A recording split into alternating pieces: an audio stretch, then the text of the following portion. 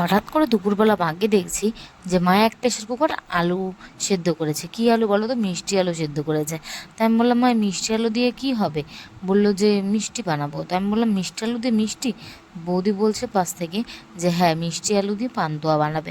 তা আমি তো আগে কোনো দিন রেসিপি দেখিনি পান্তুয়ার। তো আমি বললাম ঠিক আছে, মিষ্টি আলু দিয়ে পান্তুয়া বানানো যায় বা হয়। তো আমি অপেক্ষায় ছিলাম মা কখন বানাবে।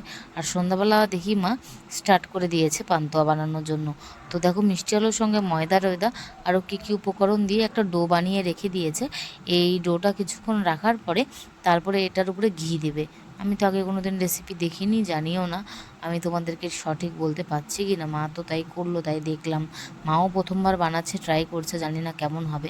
তারপরে মেখে রাখার পর ঘি দিয়ে তারপরে সুন্দর করে মা আর বৌদি গোল গোল করে মিষ্টির মতো বানিয়ে নিচ্ছে। গোল গোল করে বানিয়ে নেওয়ার পর লম্বা লম্বা করে বানিয়েছে, ল্যাংচার মতো একদম। তো এটাকে ভেজে রসের মধ্যে চোবালেই হয়ে যাবে পান্তুয়া। তো এবার আমি মার হাতে প্রথম ট্রাই করলাম, তোমরা ট্রাই করবে। টাটা।